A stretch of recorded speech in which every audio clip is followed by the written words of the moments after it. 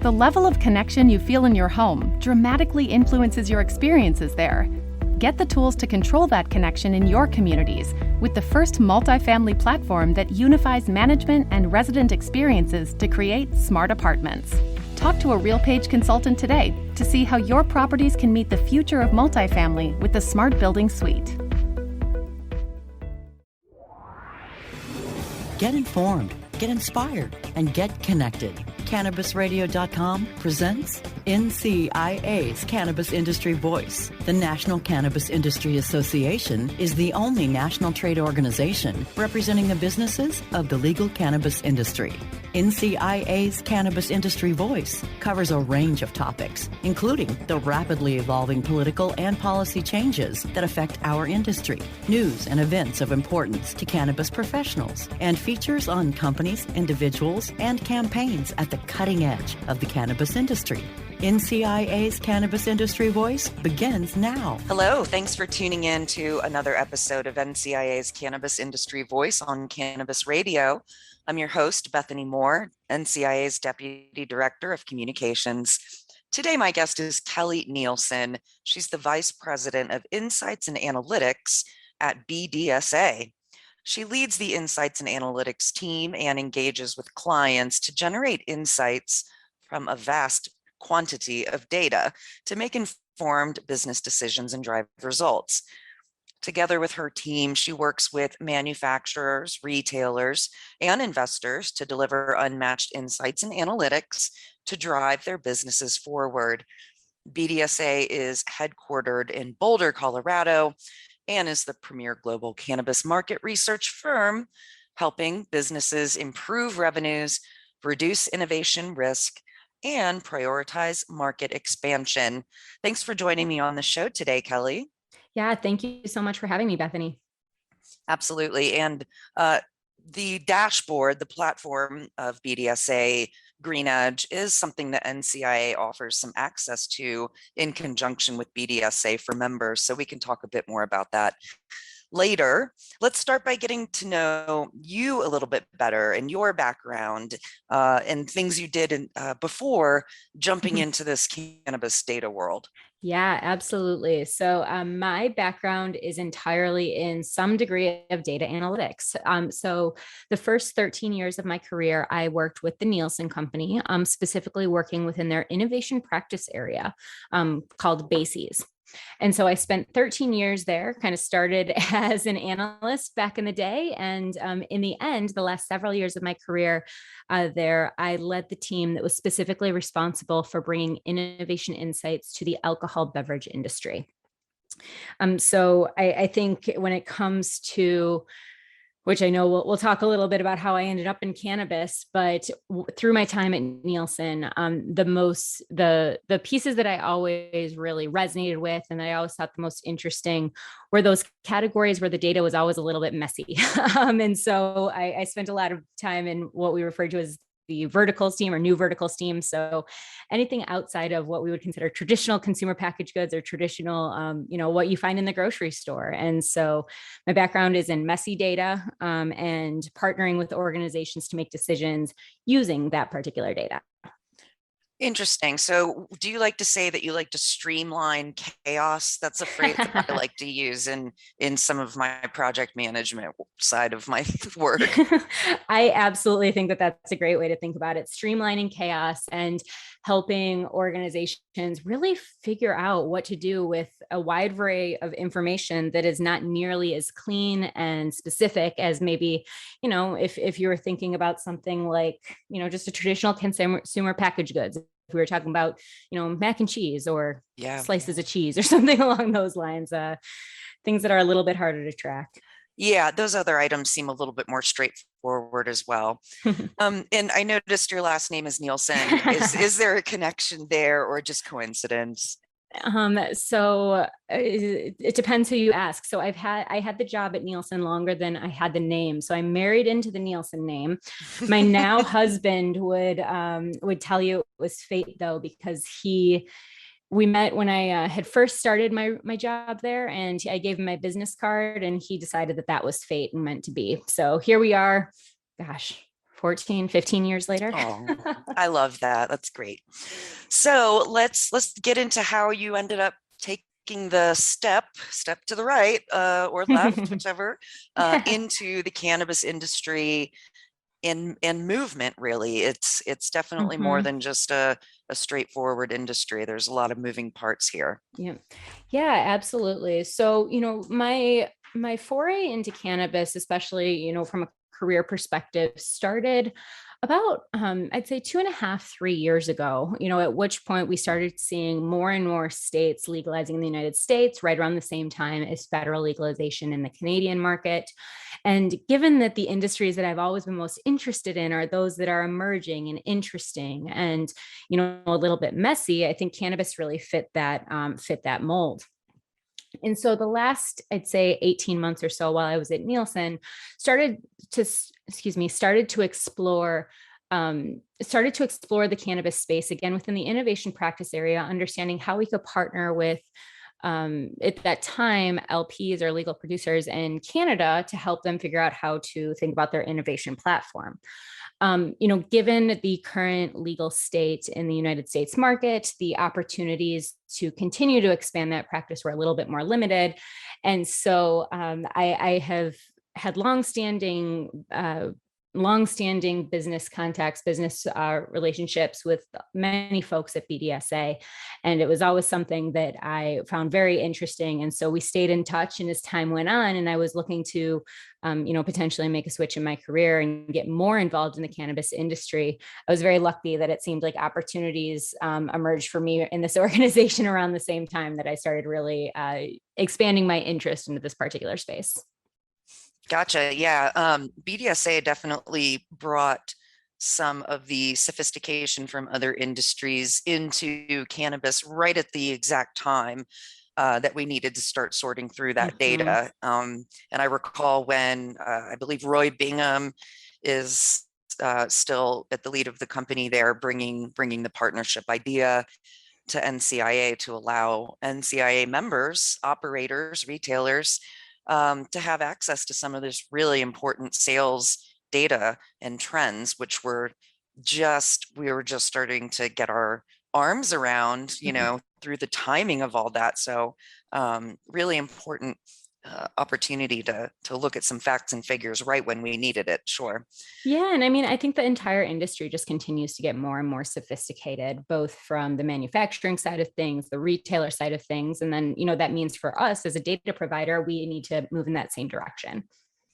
Absolutely. And, we all get excited at NCIA when new states legalize and start their legal sales. And then that means Bdsa has some new data coming down around the pike a few months later. So it's great. So yeah, so today you're with Bdsa. You have how many states across the country that you're tracking sales data trends for? What else is going on with you in 2021 in the future? Yeah, so as of today, we're super excited. As of today, we have 11 tracked markets through Bdsa retail sales tracking. So that's partnering with dispensaries to understand what type of what types of products down to the SKU level are really selling through dispensaries. But we're actually super excited. Tomorrow, we are launching our 12th market, which we will be launching the Missouri market. So I think timing is pretty good here. So we will have 12 markets in total, and we're always keeping our eye open on what's on the horizon, right? So as we think about what markets are opening in 2022, 2023, taking a very close look at timing of that Northeast seaboard with states like New Jersey, New York, Connecticut, et cetera. So there's always new states on the horizon that we're looking to continue to expand our overall geography footprint. Absolutely. And I'm getting incredibly excited watching those teeny tiny little states in the upper Northeast. I'm from Maryland originally, so there's a lot of little states up there that are, making their way toward full adult use cannabis legalization. Some a little slower than others, but it really is interesting to watch that part of the country. They're like a domino effect, sort of.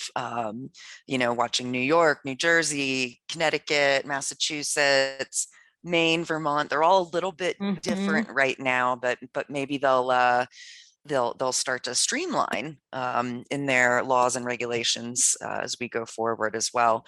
Anything else you're kind of looking forward to in the near future here? Or, it's asking the question, when do you think we'll have full legalization in the United States, is hilarious.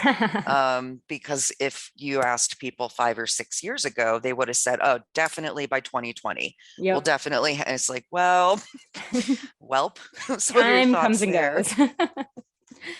Yeah, I think from my perspective, there's a couple things. So I think when we talk about legalization here at BDSA, we do expect some degree of, I'm air quoting, I know you can't see me, but air quotes of federal legalization in the next year, 18 months or so. But, really what that means continues to evolve. At the loosest level, we think that some degree of federal legalization means some sort of more open banking to allow organizations to have more access to capital, and then some form of decriminalization so that there's an adjustment to the incarceration rates across the board, right? And so that's how we're thinking about, what we mean by federal legalization, because at the end of the day, and as we think about the outlook and the projection for the cannabis industry, we expect that states will reserve the right to regulate cannabis within their borders. So despite any sort of federal legalization, we do not think that necessarily means, immediate cross-state commerce or anything like that for many years to come. Gotcha. All right. Thanks for that insight. Let's take our first commercial break and then come back and talk more with Kelly from Bdsa. Stay tuned. We'll be right back. NCIA's Cannabis Industry Voice will return once we give a voice to our sponsors. The sounds of the holidays are in the air. Jingle bells, wrapping paper, maybe some ho-ho-hos. But at the Home Depot, we also love the sounds of you making the holiday magic happen. Things like ovens baking, turkeys roasting, drinks chilling, air fryers frying, washing machines washing, and your family in the middle of it all. Right now, it's the best time to save on the appliances you need to make the holidays yours. The Home Depot, how doers get more done. The level of connection you feel in your home dramatically influences your experiences there. Get the tools to control that connection in your communities with the first multifamily platform that unifies management and resident experiences to create smart apartments. Talk to a RealPage consultant today to see how your properties can meet the future of multifamily with the Smart Building Suite. All right, we're back on NCIA's Cannabis Industry Voice on Cannabis Radio. I'm your host, Bethany Moore, with the National Cannabis Industry Association, chatting with Kelly Nielsen from Bdsa. So let's jump more into talking about the markets out there. More broadly, the cannabis movement, which is beyond national, even though we don't have every single state here in the United States on board, it is becoming a global market. Let's talk about who some of those players are in the global market. And, as I said before the break, making predictions are very difficult these days, but what are we kind of seeing maybe in the next 5 years with this global market for cannabis? Yeah, absolutely. So, maybe the first place I'll actually start is to that point of it being very difficult to, gather information and feedback. So, here at BDSA, we provide that 5-year outlook, 5-year projections at the global level of what we think is going to happen in the industry. And I'll get more to that in a second, because I first want to talk about how we do this. So when we think about our market forecast, we provide a global perspective, but then within the United States and Canada, we actually provide out-year projections at the state or province level, all the way down to the category level. And so, to your point of that being difficult to do, it is, because things are constantly changing. But I'll start by saying we gather as much information as we possibly can. And so we're leveraging information from, BDSA retail sales tracking, so that analysis that we're doing of tracking sales through dispensaries. We are tracking consumer feedback, that we conduct surveys on a regular basis to understand how consumer perception is changing over time. We're gathering any sort of information we can that's publicly available at a state or at a country level when we're talking about international, any information around tax law, demographic information, any regulatory frameworks, and gathering as much information as we can, because I think the key is that things do continue to evolve. And so we do update our forecasts on an ongoing basis to keep ahead of all of those changes. And so, when we think about what that means for out year and we think about where the market is headed, as of right now, we are estimating that the 2021 global legal cannabis outlook is going to approach $30.6 billion here in 2021. And we expect that to continue to expand to $62.1 billion by 2026. So that's more than doubling over the next 5 years. And so that's super exciting. Wow. Yes.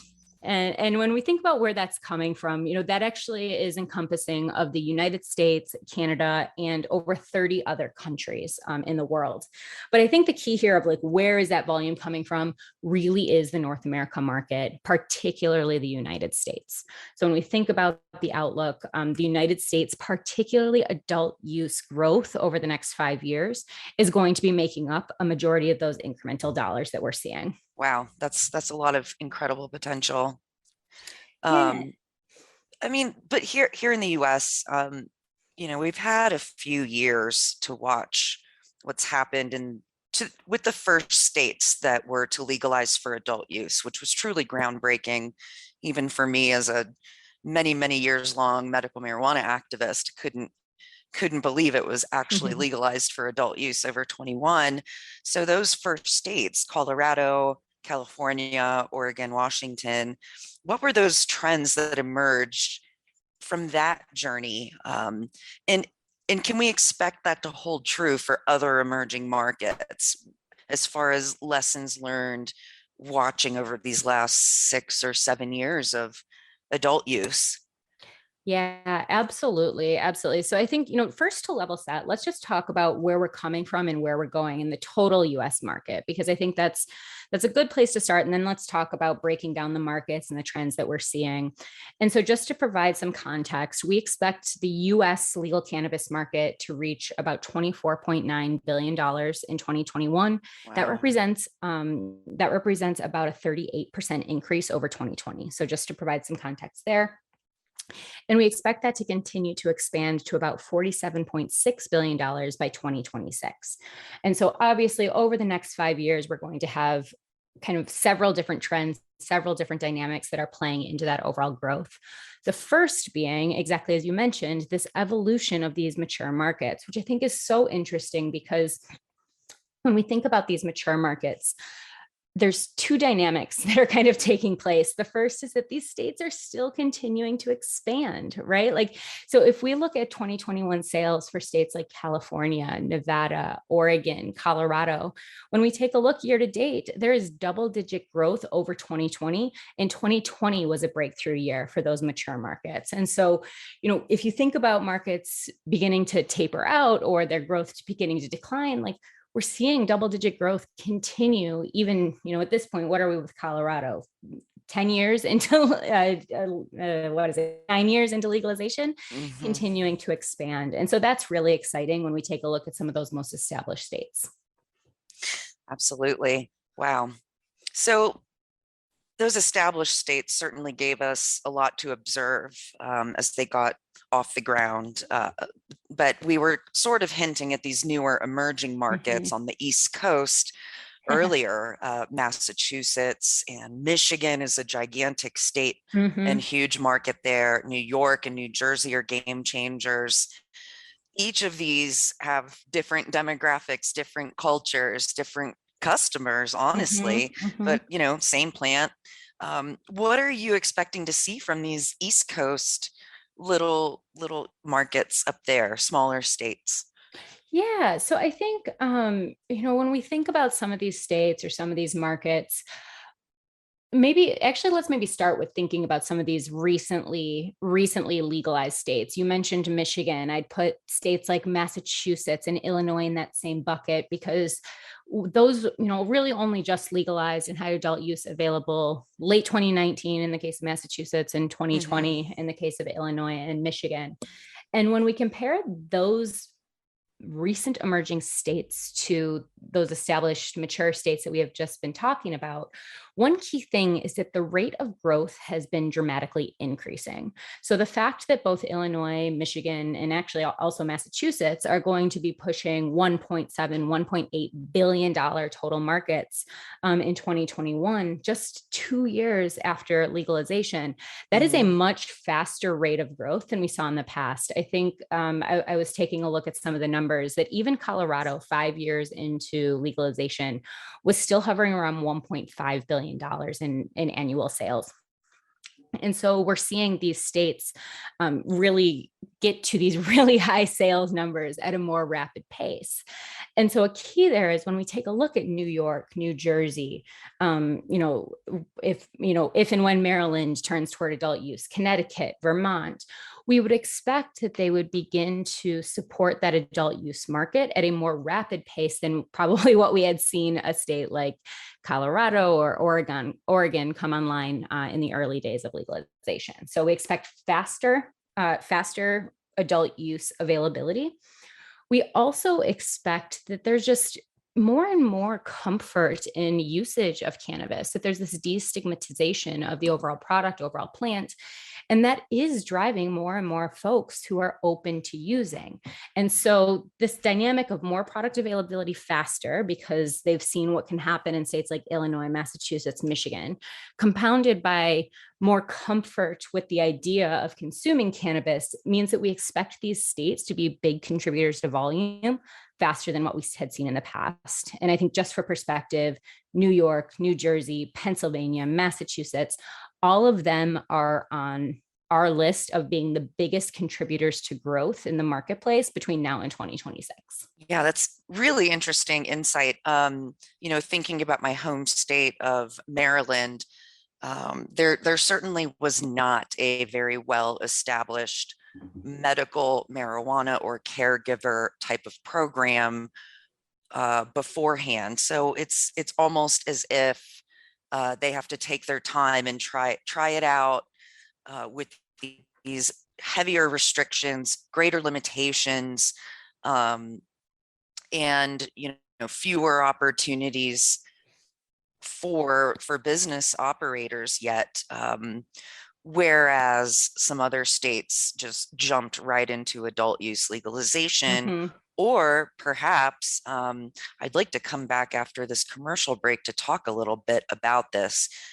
So let's go ahead and take that commercial break and then come right back.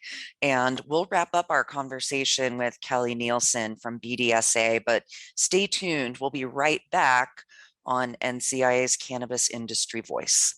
NCIA's Cannabis Industry Voice will return once we give a voice to our sponsors. All right, we're back on NCIA's Cannabis Industry Voice on Cannabis Radio, having a chat here with Kelly Nielsen from Bdsa about all these markets, all these various unique little markets. And using Maryland as an example, they're just slowly but surely getting their medical only marijuana programs available to those who live there. Whereas a state like California or Colorado had a very, very strong medical marijuana program for many, many years prior to this pivotal time in 2013, 2014, when adult use laws rolled out. So that being said, there is something to say about these states who had medical cannabis programs in place before legalizing for adult use versus these states who have to start from scratch. You know what I mean? Yeah, absolutely. And I think, the biggest, most recent example we have seen in that is the state of Arizona. So I think the thing to realize with Arizona is they went from legalizing in last year's election to having adult use cannabis available in basically 60 days. And that was a record, right? The fastest prior to that was Illinois, which had taken roughly 6 to 7 months. And then you have states where it took years from the time of legalization to actually get product in the hands of consumers. Yeah. So Arizona is so interesting because Arizona prior to legalization was $1 billion medical market. And with that, what they were able to do was convert those medical facilities, those medical cultivators and retailers into adult use, into having product available for adult use very quickly. And so we expect that to continue. When we take a look at some of these states like Pennsylvania, Florida, Oklahoma, we think that adult use legalization is still, a couple of years out, but we do expect that when those states do make that switch, because they have these huge infrastructures already in place with billions of dollars already in sales, that they'll be able to become dominating forces in the adult use space pretty quickly. Now, that's the only caveat to all of this, is that we do see then that the split in volume between adult use and medical is a little bit different, right? Like in a state like Illinois, medical sales teeters around 15 to 20% of total sales, for example, whereas in a state like Arizona, it's still, a majority, or about 55% of the volume each month still is medical only, which we expect that to decline over time. But that split might be a little bit different for the first couple of years, but we do expect that sales will turn and pivot toward adult use, and that state will continue to expand at a pretty rapid pace. Yeah, really fascinating to watch all this as well. It really depends on how fast they can roll out the licenses, and whether the regulators are eager or are they not. on board? Yep. Yeah. It's interesting to watch across the board. Well, as we wrap up our conversation, I'd like to mention that someone from Bdsa will be at our 7th annual Cannabis Business Summit and Expo in San Francisco. We'll be holding that event December 15th, 16th, and 17th at the Moscone Center. And we're so excited to go back to the business of hosting in-person trade shows with extra safety precautions, of course, in this post-COVID world here. But can you tell us a little more about that? I think it's Rick Maturo. Oh, yes. Sorry about that. Yes, Rick Maturo will be joining from Bdsa. He's going to be talking about, what's to come in our 2022 predictions, what we've learned this past year, and where we expect that to be headed.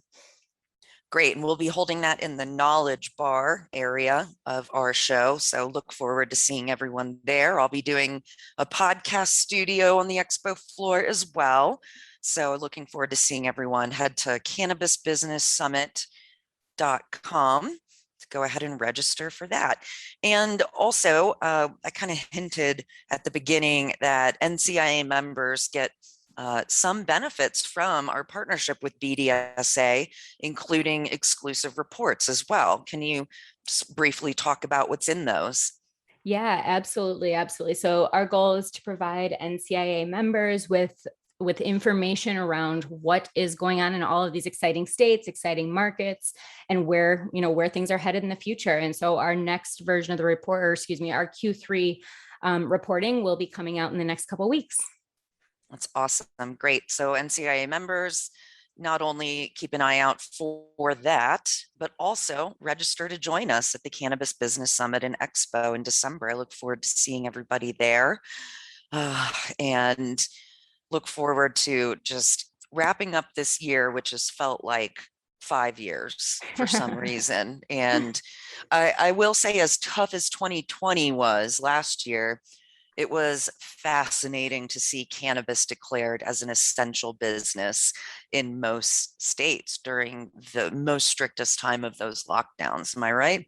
Oh, absolutely. Every state except for Massachusetts kept their adult use. Wagging my finger at Massachusetts here, definitely. Anyway, well, thank you so much for joining us today, Kelly. I appreciate your insights. And where can folks learn more about Bdsa? Yeah, absolutely. Feel free to visit our website at bdsa.com. A lot of really great insights and information there, both around our solutions as well as our blog and other white papers that we put out on a regular basis. So that'd be a great place to stop. And then from there, if you have any specific questions, reach out to info@bdsa.com. Perfect. Thank you again for joining us on the show today, Kelly. And thanks to our listeners for tuning in to another episode of NCIA's Cannabis Industry Voice on Cannabis Radio. Until next time.